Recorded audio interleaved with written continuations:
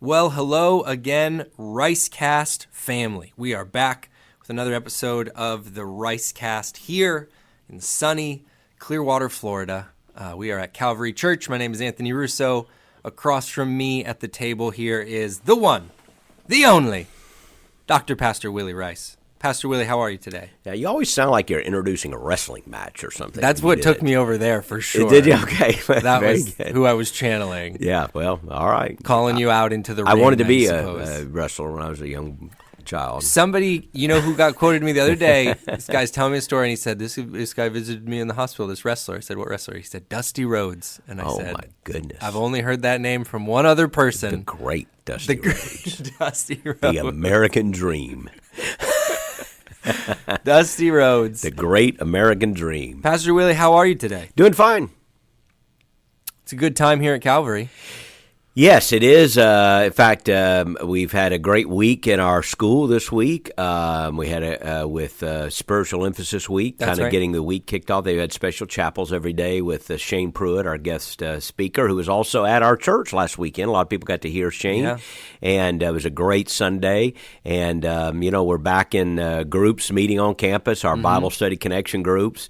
We're starting Wednesday night back now with all the generational ministries for children, students, and just what we call discipleship classes. Discipleship classes, that are being offered across all three campuses, and so it's a fun time to kind of as we see the rhythms of ministry kicking back up as we get into the fall.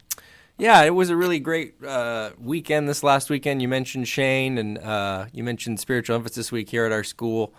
We took some time, I think it's worth doing again, just to acknowledge, Sarah Painter, who is a member here, who won Florida Teacher of the Year, which is very impressive. It's a huge deal. And Sarah is just a delightful woman, and is, again, honored Florida. That's not like for private school, Christian school, right. or, which would be fantastic as well. But right. She's a public school teacher, Florida Teacher of the Year public school, is a member of our church. And of all the years, teaching is a hard job. If you have ever been married to a teacher, you know. Anyone thinks that's easy, well, you just hadn't done it. It's one of the hardest jobs you can imagine.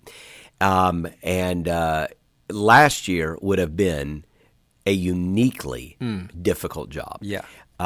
It just added, and again, last year and a half has been hard for a lot of people. I get that. But for teachers and educators, trying to figure out how to do this in a COVID world with kids online and in a school where a lot of kids don't have that technical capability, I cannot imagine what these teachers have done over the last year and a half. And to be awarded Teacher of the Year in this climate was really, really an extraordinary thing. So we're so proud of Sarah, and she's, as I joked, she's in the national. Well, it's not a joke. She's in the running for national Teacher of the Year, and I joked it should be a shoe-in. Yeah, absolutely. If we get a vote, it's a unanimous vote here today. But we're very proud of Sarah. We are endorsing Sarah Painter. We're without qualification. Teacher. We are lending our endorsement.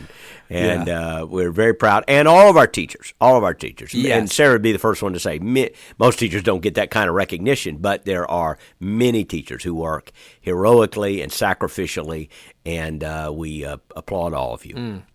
Yeah, that was what I thought was so special. Obviously a great moment for her, and she talked about, feeling that as like her opportunity there, being a member of Calvary and she works at a public elementary school here in our community. But it was a great moment to just acknowledge every teacher right now. Yep. And you did a great job walking through public, private, home educators. It is tough. It's still tough. We'd all love for this all to be behind us, but it's not.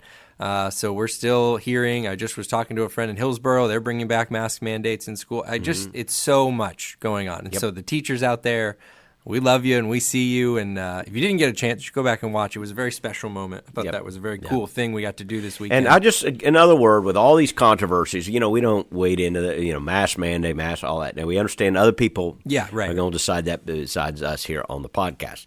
But the teachers are the ones caught in the middle, aren't they? Like, the teachers are caught in the middle, like the people mad about this, mad about that. They're the ones actually in the classroom.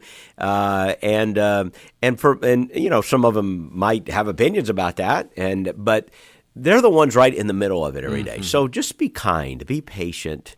if you're a follower of Christ, our testimony and love for other people is way more important than just your opinion on a matter that's just a temporary thing. I understand those are not insignificant issues. Right. I get that. I'm not saying your opinion doesn't matter. Right. I'm saying there are for those of us who follow Jesus and want to demonstrate the love of Christ in the world, there's a much higher priority than getting to do what you want to do. Mm-hmm. And it's very well said, because you think about it, and the person I was talking to yesterday was just talking as a parent and thinking I got to send my kid to school in the mask now, which is, of course, inconvenient. Think about this poor teacher who's got 20-something students. The mask is up in the air. It's on the ground. You're trying to juggle all of that, also educating them. Yeah, parents are mad on both sides, and that's right. So it's like, how do you win?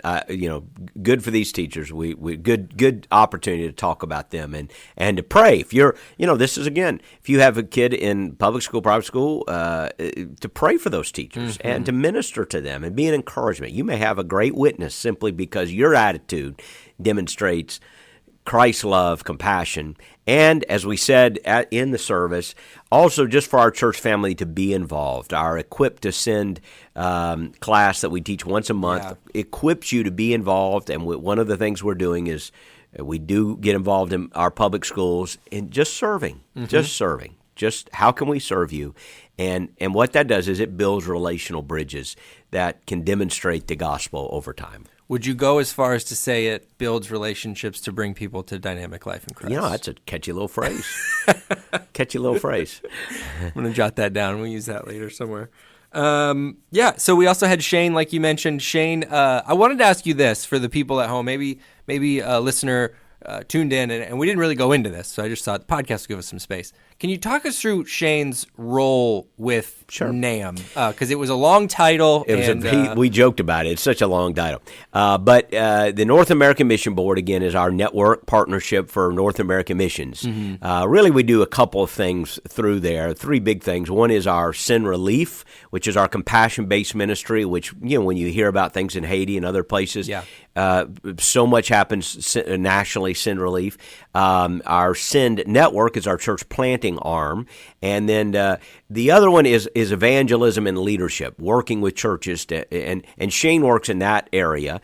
And his area is specifically Next Gen Ministries.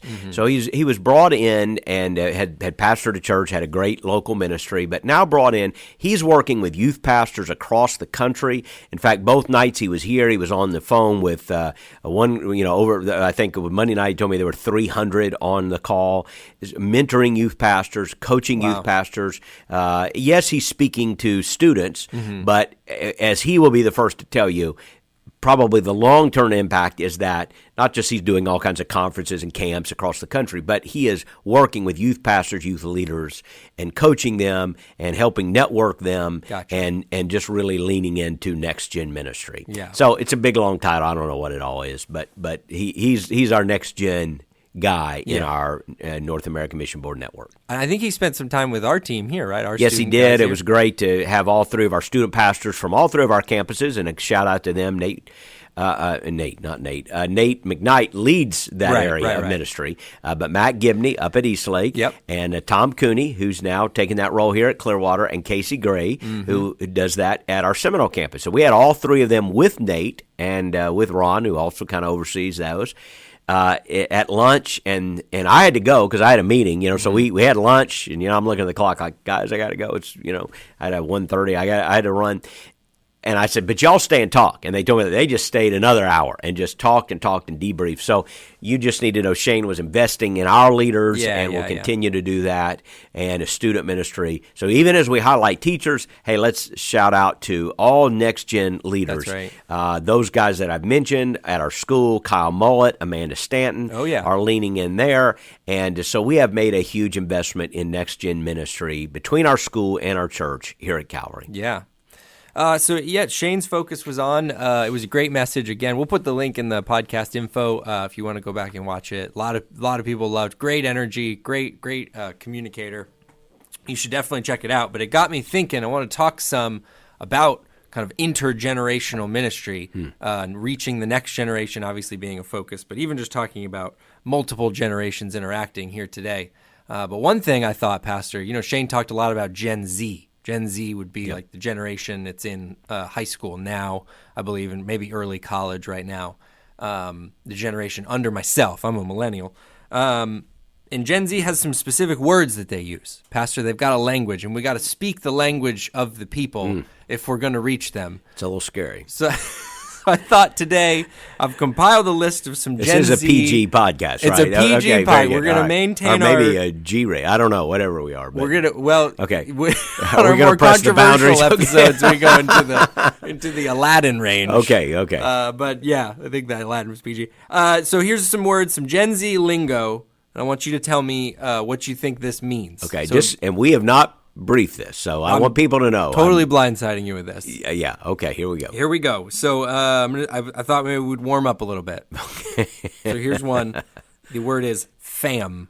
Fam. I would say your family. Family. Your right. family. It's kind of like your fam. But it can be extended to like your group of friends. This is hey, your fam. Group. Yeah, your little group. Okay, so not just biological family. Right. Your network. But your you get points. Oh, there's a word. See, we need to change it. Your fam. Okay, see? Very good. Your fam. You nailed it. Okay, get a little bit trickier here. No cap. No cap. So you say something and you say it no cap. Can you use it in a sentence? I'll use it in a sentence. Okay. This coffee here to my right is the best coffee I've ever had. No cap. It means you lost the lid? I know. No, I would say it means there's no cap, no top, like it's outstanding. There's no capping it. I love that guess. I really do. Okay, but it means you're telling the truth. Oh. You're not lying. Gotcha. Okay. Cap or capping would be lying. Okay. No you cap. Would say no cap means I'm telling you. Doesn't mean you lost the lid. Best cover. Okay. I mean in this case. Okay. But that makes a lot of sense. Here we go. Next word. Drip.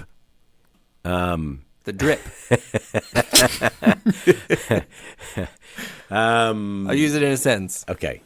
Pastor Willy was dripping in that sweater vest on Sunday morning. The drip. The drip. I'm assuming it must be good then. It must be a good thing. It is positive. I would say the drip means that is like cool. It's like hip, whatever. I'm going to give points. I'm going to give you a point for only that. because you used it in a sentence. It means, and specifically in regards to like what you're wearing. Okay. Accessories or clothes. Okay. The drip. That's drip. The drip. All right. Dripping. I've always wanted to be a dripper. Shut it down. Shut the podcast down. A couple more here. Bet. Are you going to use it in a sentence? Yeah, I think the sentence is the way to go. Okay. Are you going to come to dinner here at the Clearwater campus Wednesday night? Bet. Like guaranteed. Bet on it. Like guaranteed. Bet. Yes. Okay. Yeah. Bet. It means yes. Yeah. They're basically just another way to say yes. Bet. Because the word yes is not good enough. It was too long. Okay. The word yes. We were losing too much time. Saying bet. Yes, that felt like yes. We got hours back in our life just saying bet. Okay. Let's go down here. Sus. Okay. Someone is Matt Gibney, who we brought up earlier, and I know is a big listener to the podcast. Matt Gibney was acting kind of sus yesterday. Okay, I'm going to guess it comes from suspect. Apparently, this generation likes to abbreviate their words. I'm going to guess it's like suspect, so it means suspicious or a little... right on the nose. Okay. Nailed it. So I'm getting the hang of this. You just shorten the word. They're saving time. It comes from texting. Like I think maybe that's what happened. Maybe. Yeah. It's an efficient language that Gen Z uses. Just a couple more here. The T. The T. Okay. Okay. Let's. We're just going to use Matt as my person here. Matt came in my office yesterday to spill the tea. To spill the tea. Well, maybe like the Boston Tea Party, like big controversy, and so you're spilling the tea. You're letting it out.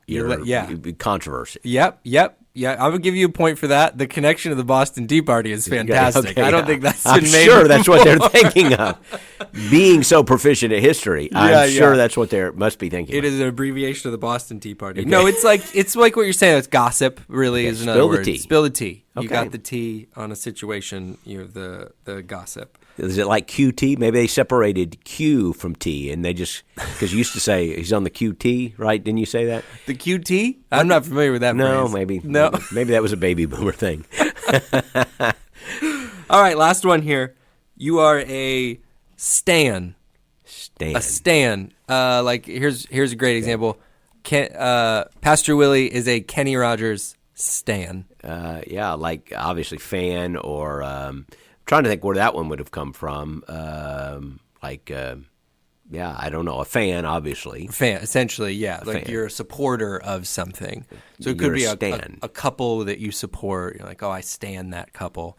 Origins are unclear. It could have come from a song. The origins are very unclear on all. Or I heard it could be a mix of two words. That was impressive, Pastor Willy. It's a shame we didn't teach this generation English. It would have been helpful language for them to have mastered. This is if we didn't iterate enough how important teachers are. That's right. They've been to make up their own language because they've been in and out of school for so long. That was really impressive, Pastor Will. I just want to say. Well, I try to stay up on these. You need to get a TikTok ASAP. I try to stay up on the T. So this is Gen Z. This is and it's easy to personify entire generations. Obviously, we're kind of joking about the lingo that's used there, but this is something that happens. This is what I wanted to talk about. And really at the core of this, I wanted to ask you, it seems to me, and you are, as always, feel free to correct me if I'm just way off here. It seems to me there is an ever-present tension between generations. Like you said, you mentioned the boomers earlier. And there was a movement maybe a couple years ago now, the OK Boomer movement. It was like a boomer making fun of boomers are yeah. They would do stupid things. Yeah. OK Boomer. Yeah. And then there's rash generalizations here. These are not things I hold to be true. Millennials are entitled or they're lazy or there just seems to be these broad. Do you feel like that's true, and why do you think that is? Well, it's obviously true now, and I'm not a sociologist. I don't remember growing up hearing about the generations quite as defined as they have been, almost starting with the boomer. It was like this is a unique generation, and so I can remember doing church ministry, and back in the 90s. The thing to do is to go to a conference to understand the baby boomer. I remember that, reaching boomers, and everybody would do a conference, and you got to do this, that, and so much of what you've seen, like in the American megachurch culture, came out of that. Like you've got to have this, that, and the other, and then of course the next generation, kind of reacted against that, and so forth. So the question is about tension, is that right, or the differences? Yeah, I would say the tension because it always a way I was kind of trying to figure. It's always the generation under you, their music is crazy. They dress crazy. Yeah. There always seems to be something there. Well, that's true. I think it must be. I'm wondering if it has always been this way or if this is more of a modern or postmodern phenomenon that in one sense, I think, sure, you can read in the Bible the importance of this generational connection. Proverbs is written really from one generation writing to a younger generation about how to live. And much of the Proverbs, there are many times, I used to know the exact number, but where the writer of Proverbs will say, my son, my son, my son. Now, he wasn't just writing to his biological son. He was writing to the next generation. And he was saying, do this, do this. And so you do clearly have a generational distinction there. It was as if he understood, hey, this young generation is making choices about whether or not they're going to follow God and live wisely, and I've got to write to them and say, so you could read into that, maybe a bit of a tension there. But I certainly think in modern history, and it may be because of the technology revolution, the fact that information has just, changed so rapidly now with this technology explosion of the internet and of the media age, maybe starting back to television in the mid part of the 20th century into, the internet revolution in the latter part of the 20th century, into what really has become a social media revolution in our day. Those things, generations didn't have that before. You would have situations where generationally, in 100 or 200 years of time, life would not have changed that much. Yeah. It would have changed. Right. But I think with maybe even going back to the Industrial Revolution, you begin to have a rapid change thrust upon Western culture and, of course, other cultures around the world with the Industrial Revolution and the technology revolution and so forth. And I think the change has come far quicker now. Our world is changing at a breakneck pace, and I think because of that, maybe the generations have even more of a unique identity than maybe they had before. Yeah. Everything is changing so fast that they are having tools. Like, again, my grandchildren are growing up in a world radically different than my parents grew up in, and frankly, radically different than I grew up in. Right. I still remember the first cell phone. Right. I remember the first iPhone. My kids, I've watched grandkids, little toddlers now. If you give them a book, they try to hit the page and swipe the pages. Right, it's like, what kind of lousy iPad is this? Yeah. The page, and it's intuitive to them. They will never know a world where touch screens didn't exist. So I think what that does is it creates this accelerated distinction of cultures, and then you add to that the breakdown of a moral consensus and all the other things going on in the world. You have kind of a perfect recipe for these very unique generations that seem to be changing very rapidly and seem to be wanting to define themselves. Again, think about, I could be off base on this. So a lot of this we're just kind of thinking out loud. Yeah. But I think even in the postmodern concept, which we've discussed here recently at Calvary, where there is no truth. Remember, a postmodern world is not, we are arguing about what is truth. A postmodern world is arguing about whether there is such a thing as truth. Right. And we are now in a postmodern world, which denies the reality of absolute truth. So when you add that component, so you have people coming up in generations, technology explosion, information explosion, like the OK Boomer came because boomers, can't turn on their cell phones, right? We all joke about the grandkids teaching the grandparents. Right. And it's happened in my house. Yeah. And it's happened with me even, but certainly my dad would come in sometimes and say, hey, to my son, how do you do this? Could you turn this phone off? And, and you would say, oh, you could do this. They're like, wow, it's like magic. You didn't know. But so there can be this disparaging of, right. So the OK Boomer came like, they don't know how to do anything. They don't know how to buy stuff online. So it's such a rapidly changing world. There is no moral consensus, which is where I was going with that, in this postmodern conflict. So it's like everybody has to find their own truth now. And as such, I think the change is accelerated. And therefore, maybe the distance or the tension between generations has even accelerated. And even as you were going through that, I had jotted down, because I did read this stat, and I didn't write it down, so I'm going to do it poorly. But there is a significant amount of people alive in 4 or 5 generations, I believe, at this point. Maybe it's just 4. But I know you have boomers, Gen X, millennials, and Gen Z. All like operating. No, you think what I read was in the workforce, there's like 3 or 4 still in there. You, just as you were talking, like you are living this out because your parents are alive and you are still in a relationship with them. And they would be beyond the baby. They would be in front of that. They might be, I don't know.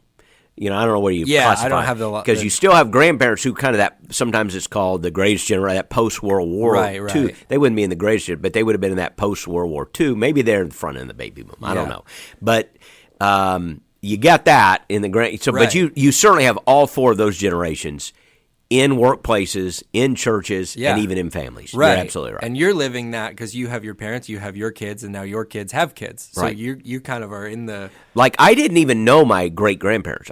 They were not alive when I was born. Right. I knew my grandparents, obviously, but my grandfather would have died when I was young. So, I never knew my great-grandparents. My grandchildren know their great-grandparents well. Yeah. So part of that may be lifespan, health, and other things. Absolutely, yeah.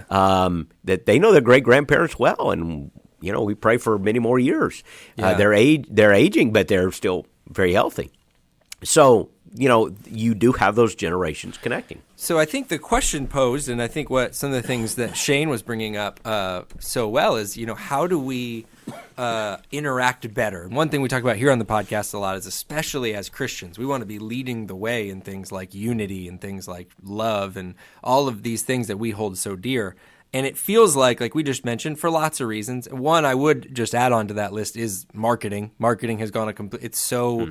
that is a good They addition. segment now. That's the whole goal, is you're segmenting everybody. So if we can put you in a generation that makes we get a couple values that you guys all have, you like a couple of visual aesthetics, boom, now we can advertise specifically to that group. Whereas prior to some of the times you're talking about a Coke campaign, a Coca-Cola campaign, you just put a big picture of somebody drinking a Coke, and you just hope it got the word out there. Now you got to figure out what appeals to this generation or that generation. But that also exacerbates the differences. The more you do that, the more they become, it's the chicken and the egg kind of thing.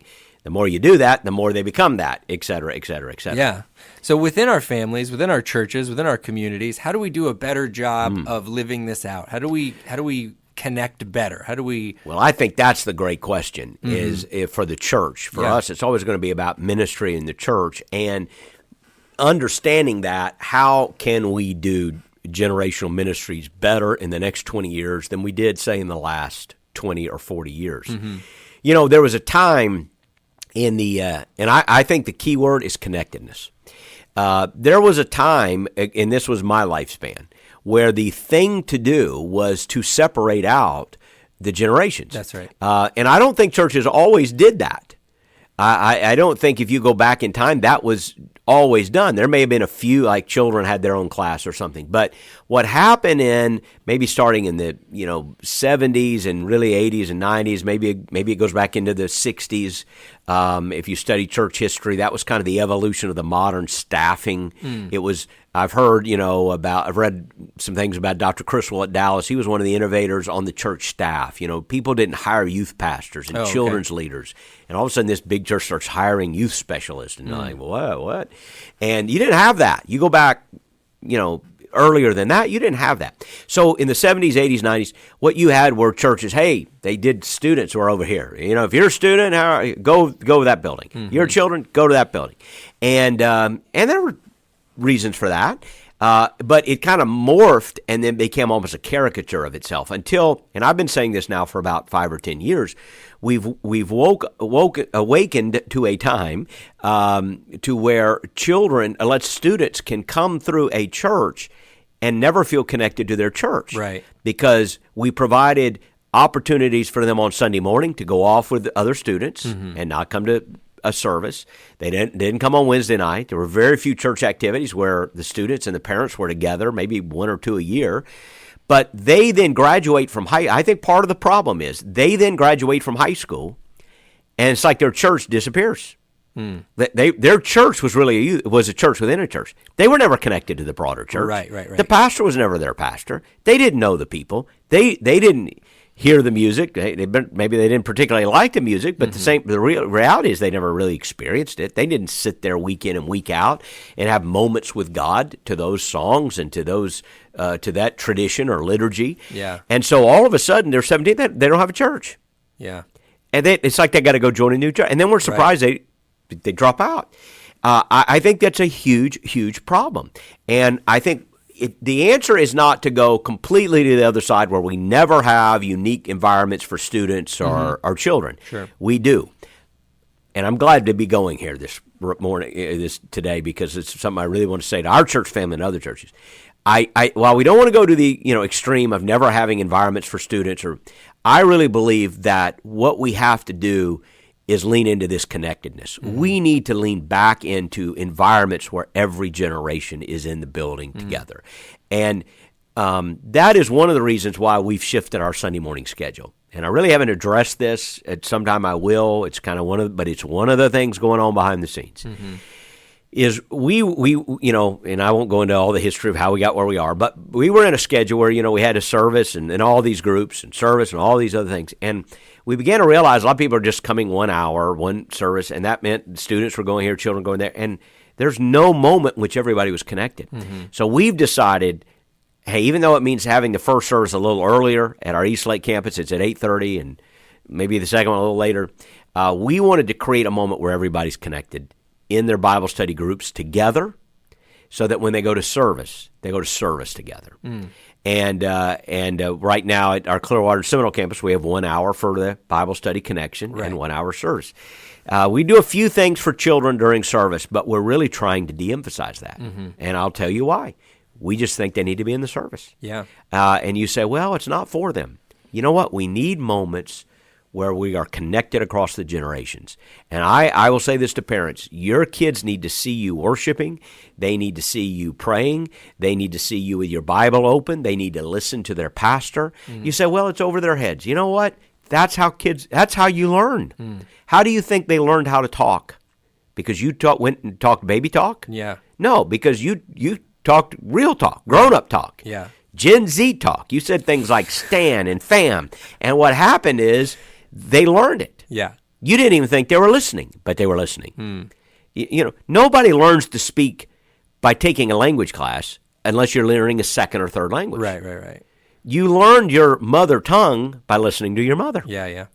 And she wasn't saying, now today we're going to talk about verbs. Right. Okay. She just told you, pick up your room. And eventually you figured it out, what pick and room and up meant. Right. You put it all together.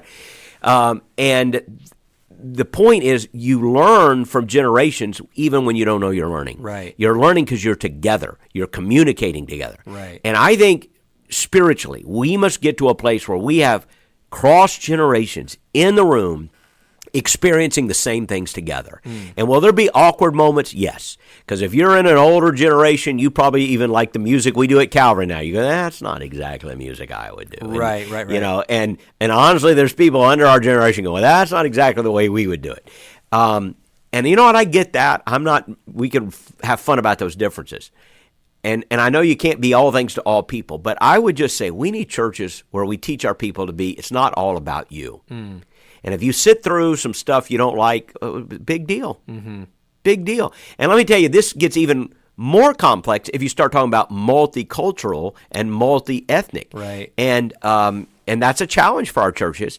And as somebody said who is in a very multicultural church, they said, you know you're in a multicultural church where they do a lot of music you don't like. If everything is like, oh, that's what I would have done. Yeah, that's what I would have done. Oh, that's exactly the way I would have done it. Right. Well, chances are it's not a very diverse congregation. Right. And so generationally that is true. So I would just say, you know, to our older generations, that's where you need to be forbearing and patient and understand, hey, we got to reach out and communicate. But we also need to teach our younger generations, it's not about you. We're not building everything just around you.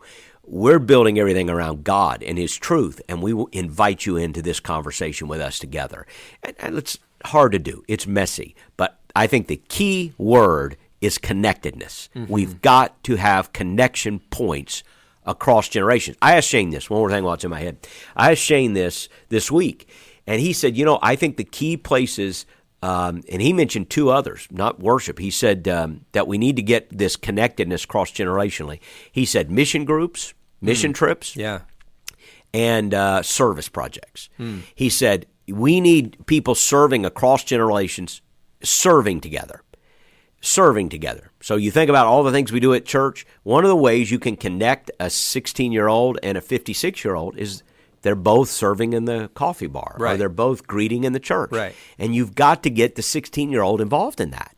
It can't just be come to worship, we put this on for you. No, you're expected to serve like everybody else. Right. So you get up there in the choir, or you help take an offering, or we've got to get our kids up there quicker, and there's got to be connected. Serving, and then missions. We need less. I mean, we still need youth mission trips. Okay, don't get me wrong. We need to have youth, but would it be better that we have family mission trips and we have teenagers serving with older people, and they're building relationships across generational lines in their church together? I think that's the big thing we have got to work on. Yeah, it's so good. Even when you were talking about, it's so true. I hadn't thought of it that way. But yeah, if you were in a youth group and you come up through the youth group and you're in maybe a different building, maybe just a different room, it is like you're transitioning to a new church. You're staying in your church, but it's like you're going to a new church and having to experience that all brand new. And it's worse than that, because the other church you were in built everything around you. Right. They just built everything around you. Yeah. What do you want? We'll give it. What do you like? We'll play it. What food do you want to eat? We'll get it. And And now you're stepping into an environment where it's not all about you. Right. It's not all about you. It's about a whole bunch of other people. And you're walking in going, they're not singing the way I like it. They're not doing the way I like it. And again, I think we ought to be very sensitive in all our stylistic approaches to speak into a current culture. I'm very much for that. Yeah. But the downside of that is you create a group of people who think it's all about them. Right. It's all about them. Right. You know what? I just this morning preached the final message in our Spiritual Emphasis Week to, again, over 750 students we have at Calvary Christian High School now. It's amazing. And it was the end of it. And I said to them, I've talked to them, a lot of decisions were made, and I'm talking about what it means to follow Jesus now. You know, I'm glad you made decisions and prayed, but what does it mean now? And one of the things I said is, hey, look, I'm glad you came forward and prayed, but I'm a lot more interested in knowing whether you're going to, and I mean, I'm not trying to minimize that. Of course. But I should say, I'm as much interested in whether or not you're going to get up and go to church next Sunday. Right. And then I said, and some of you are going to go, well, it's boring. And I said, all the more reason you should go. And kind of tongue-in-cheek. Because, so what? It ain't about you. It's about God. And I need to know whether you are seeking after God or whether you're just asking God to serve you. So get up, out of bed, brush your teeth, please, and put some clothes on and go to church. Yeah. And I could care less whether it's about you. I don't like the music. Well, who cares? Yeah. Okay. We do care. But for the purpose of this conversation, who cares? Right. You should go because it's not about you. It's about God. Right. And that's what we have to teach. And I honestly, when I look at some of the younger generations and the failure of our discipleship, that's what it is. It's a failure of our discipleship. And I think some of us as leaders, we own the responsibility. If you cater to people in a way that creates self-centeredness, why are you surprised when they're self-centered? But if you point them to the glory of God, that's how you make disciples. Right. And that's what we've got to do more of. So, again, do we care about students? We have got great spaces for them at Calvary. I want them to have their environments on Wednesday nights. That's come on Wednesday nights. We have student environments. Where's student ministry at Calvary? Right now, that question gets asked. Where's the student ministry at Calvary? Wednesday night environment. Sunday morning, between the services or before the service, depending on what campus you go to, we have Bible study connection groups, and you can go to age-appropriate Bible study connection groups. Yeah. But when it comes to worship and when it comes to ministry and missions, we should be one church. Right. Yeah, it's so good. I come from a really big family, and as you're saying that, it called to mind when we have a big gathering, birthday or holiday or something. You have the adults table and you have the kids table, and the kids table is like it serves its purpose for its time. It's great. They're friends, your nieces and nephews. But you don't want to be 30. You don't. You got to move to the big table. And at first, you might not want to move to that. You might feel like, well, they talk about boring stuff up there, and it's not as fun, or there's no coloring sheets up there. But a healthy family, you're excited when they're moving to the big table and they're starting to contribute, and it's that family that comes together at the big table. And to use that metaphor then, to stretch into it, what would it be like to keep them at the kids' table for 18 years? Right. And then, ask them to maybe take someone out on a date. Well, they don't know how, or ask them to relate to go work at an office where they've got to work with. They don't know how. They've been used to sitting on a folding cardboard table with coloring sheets. Right. No, you learn things at the big table that you don't learn otherwise. Because then they're making a big choice, right? They're 18, they're deciding college, some of them are joining the military. These are big life-changing choices. And if they've not had this experience where they're at least in and around these conversations, you just have to question, have we equipped these kids to make these kinds of choices? The numbers say no. Yeah. The numbers say no. And therefore, we've got to work better. And I just say this to our Calvary fam. See, fam, you know how you did it. Yeah, the Calvary fam is that we're leaning into it hard. Yeah. And I tell you, all of our guys are leaning into it hard. We're all on the same page, all three campuses. We have our campus ministers, Kyle Mullett, Amanda Stanton has shifted into that role, who's my daughter. So we have a female presence at our school. And some staff deliberately hire female to help in the student ministry for that reason, but we probably should look at that in the future. You have where all of them are committed to, hey, how do we reach and disciple the next generation? Yeah. And how do we do it better than we have done? We are not going to keep running the same place we've always run. Right. I promise you that. That's really good. I do want to end on this kind of question or thought for you, because like you said, I think those are all really well-stated observations from a sociology standpoint, where we were talking earlier. So we are in this moment we're in now, where we have these documentations of these different generations, and I would even argue there are active forces, maybe too big of a word, but that are sort of dividing them and saying, hey, we're going to market you this way because you're better than that generation, and blah, blah, blah. There's things at play that are sort of dividing us, and just in general, we know that things tend to divide. So us at a personal level as Christians, how can we do better? Or maybe one way I wanted to word this question is, what do we owe the generation above us and the generation below us on a personal level? How should we be addressing them? This is something the Bible is very clear about. In one of the 10 Commandments, one of the, foundational principles of moral law was to honor your father and mother. And, that is one, think about it. One of the foundational moral principles of the 10 Commandments, 6 of them deal with human relationships. Yeah. They are literally foundational moral principles for all of human civilization. And one of those 6 foundational principles about how to relate to people was to honor your father and mother, to give honor and respect to your parents. And that looks like different things at different times, depending on stage of life, doesn't it? Yeah. I mean, it looks like different things if you're caring for elderly parents, or if you're growing up in a household. That's right. Or if they're, what does it mean to honor? I think it depends on where you're at in the stage of life, but to give them honor. And it means, the word honor means to allow, it connotates a kind of weightiness. It means that their words are weighty. It means that we all know what it means to honor someone, and it means that we treat them with deference. We honor them. We esteem them. We have great respect for them. We show it. And even if you don't feel it in a moment, you honoring someone means, I honor. How many times have you said, I honor, I'm gonna stand because I honor the office of the politician. I stand even though I don't like this one, but I'm going to honor it because that's an important role, and it's appropriate that I do so. And I believe it is.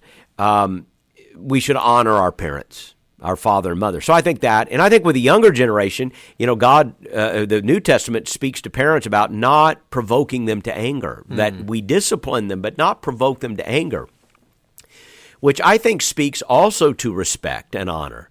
Don't mistreat them. Don't use your authority over them to misuse them. Understand it's our responsibility. The Bible teaches here again to teach them, to instruct them, which means don't be apathetic. Don't check out on the next generation because they're hard, or because you don't like them, or because they have too many tattoos, or whatever it is you don't like. Right. You can't just go, forget that. Yeah. You can't do that. We owe a responsibility to try to speak truth into the next generation, even though it is hard and messy to do so. And we must try. We must devote resources to that. That's why we have people on our team here at Calvary to do that. And I would say, I would walk into a senior adult class and I would say, look, we need to spend more on reaching the next generation than your generation. And that is in no way disrespectful to your generation. Right. It just says if you're going to be an evangelistic church, and because we know most people are going to make decisions for Christ under the age of 30, then you've got to do more to reach a rising generation than just care for ourselves. And I hope if I'm 85 that I'm saying that. I want to be the 85-year-old guy in the back that, when they finally get my attention, I have to turn the hearing aid up, and what were you saying back there, Dr. Rice? He used to pastor here years ago, and no one pays attention to him now. He sits on the back row, and he leads a prayer meeting with 3 people. But Pastor, what would you say to us? I want to stand up and say, reach the next generation. Let's spend our money to reach the next generation. And then please let me go back to sleep. I was sleeping fine before you bothered me. Let me go back to sleep on this back row. But since you bothered me, reach the next generation. Yeah. And then I'll turn my hearing aid off and go back to sleep. So that's the way we all need to be. Yeah. An 85-year-old Dr. Rice will say, here's the T. Here is the T, fam. Reach the next generation. Yep. The T is Fam, we got to reach the next generation. I think we were really dripping today, though. We were. Oh, no. We've created a monster. We've created a monster. That's so good, Pastor. Thank you for sharing that, because I think this is going to be more and more like all of those factors we said, with advances in medicine and things like that. There's just going to be more intergenerational relations that have to happen. We have to do these things together. At least we should. I think we contribute to the echo chambers when we just get with people that are in our same generation, look like us, talk like us, sound like us. So that's all very good. Thank you for diving in on that and for your exemplary participation in our Gen Z lingo game. Knocked it out of the park. But Ricecast listeners, thank you so much for tagging along for the ride. Thank you for listening, for subscribing, for telling your friends. All of that is the best. I love hearing from you. So many of you track me down at church and at Publix and things to let me know that you listen, and more importantly, let me know when we haven't put out an episode in a while. That's when you really seem to come out of the woodwork. But thanks for that. Continue to. It's a big help when you leave a review or share it with your friends. So we'll be back with another episode here very soon.